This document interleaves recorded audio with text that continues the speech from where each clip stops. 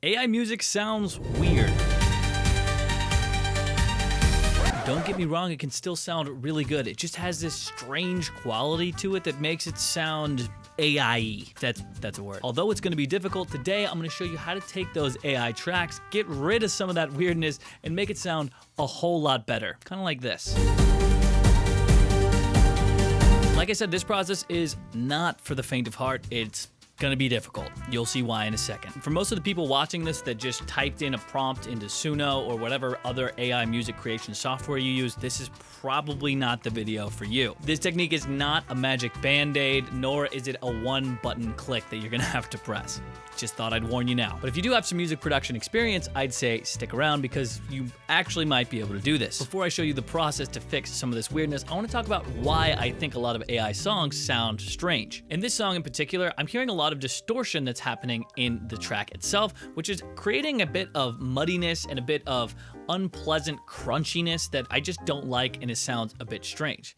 Check it out.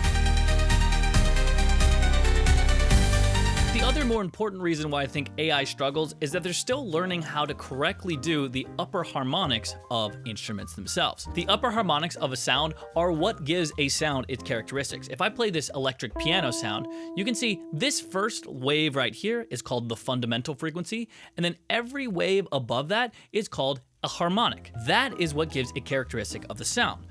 A E-piano sounds like this because of the frequencies above it. Check out a different sound and you'll see that it sounds different. Let's go for a mallet. The upper harmonics sound significantly different than before. That upper harmonic frequency of the AI spectrum, I think, is where it still needs some work. I'm sure it'll get better in the coming years, but for now, we can actually just fix it with some production knowledge and this process I'm about to show you. To start this process, we'll want to drag our track into our DAW, like so, and then we'll want to find out the BPM. Each DAW has different ways of doing this. I like to use the BPM counter in Logic. You can find that in metering, BPM counter. After letting it play for a while, you can see we're at a solid 136 BPM. We can change our project to that so that we can continue to work and we can place our MIDI better later. Step 1, complete. Pretty easy, but they're gonna significantly get harder as we go. Next up, we're gonna wanna take this track and we're going to want to use the stem splitter to split up the constituent parts, vocals, drums, bass, and other. Now, there are no vocals of this song, so I can get rid of this. Now we have these three different parts and we can solo them as we want to, depending on what part we want to actually hear. But we can use this to identify some parts that sound weird. For this song, the bass generally sounds pretty decent throughout the entire thing. Not bad. However, as we check out these other instruments, we hear some more weirdness. We need to get rid of that. And we'll do that in the next step. Now it's time to get into the real thick of things. Next up, we're gonna place any weird sounds we hear throughout this entire track with our own MIDI. So this is where I'll start my MIDI recreation. To replace that specific string, I'm going to identify what individual notes it's playing. I'll copy them down to MIDI, and then I'll choose an instrument to replicate that sounds similar. To replace that specific string sound, I'm just gonna use active listening. I'm gonna solo this part by itself and try to identify the notes that the violin itself is playing.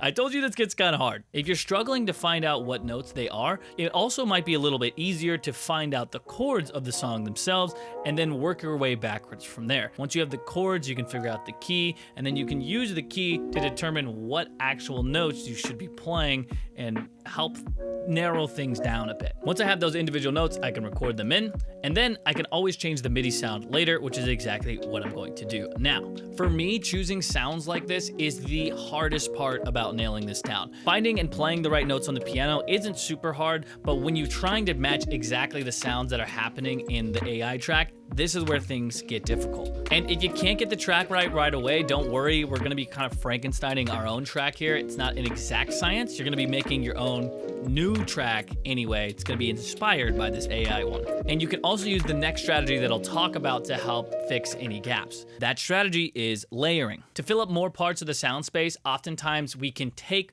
one part of a sound, let's say the low end from one synth, and combine it with the high end of another synth to combine it into more of what we're trying to replicate. In other words, we can use multiple iterations of the same exact MIDI notes, maybe put up or down an octave to make things thicker or less thick as needed. This, in the long run, is going to make it way easier to replicate those original sounds like I mentioned earlier. We can take the low end, the mid-range, or the high end from one thing, maybe the pluckiness from another one, and combine them together into making something bigger than what it would be by itself. I'm going to go through the entire track like this, especially the sounds in the original that don't sound all that good, like the drums sounded weird to me, so I'm going to have to replace those. But once I do that, I'll come back. So here I am going through all of the MIDI notes and tweaking the sounds accordingly to match them to the original track. The biggest piece of advice I can give for this part is to take your time and trust your ears. In this recreation, I used a lot of serum presets and then slightly tweaked them to make them fit better. I used a lot of splice samples as well for the drums, and then I used a lot of layers to help fit things together even better. This is easily the hardest part about recreating this AI track, is building it again from the ground up. And after you do get it down, there's still a couple pieces of advice I would give to make it sound even better. One note that I want to make is you don't always have to have all three of these parts. In this case, I didn't really want this part. I didn't like how it sounded. I just completely replaced it with my own synth. In this case, it sounds like this. This is with the original. And I just took it out completely.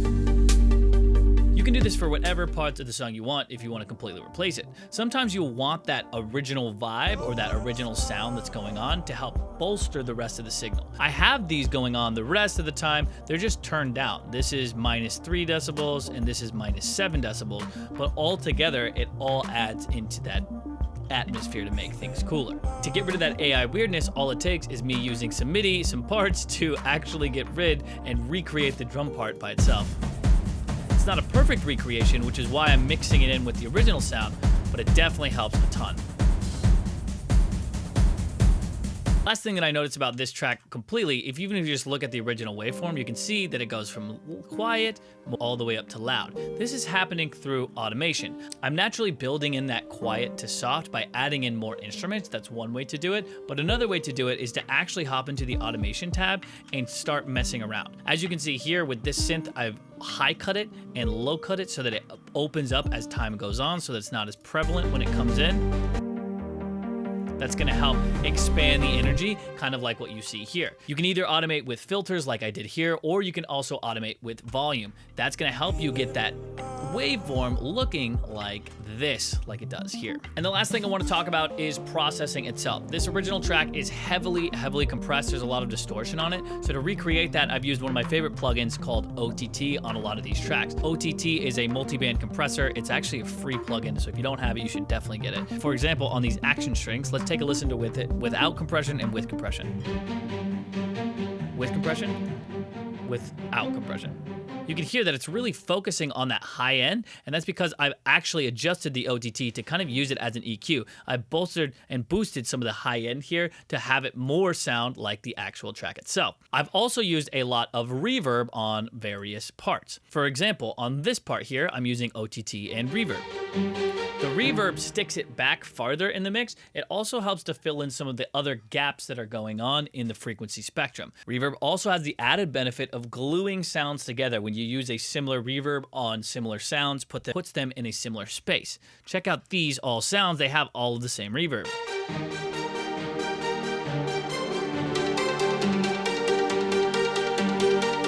All together, it helps to create a big blending of everything. And after doing all of that, after adding some processing, after adding some reverb, after doing a really quick and dirty master, this thing is ready to show you. Let's listen to what this new and improved version sounds like and see if we can hear any of that AI weirdness anymore, or if it's significantly lower than it was. That's what I'm hoping.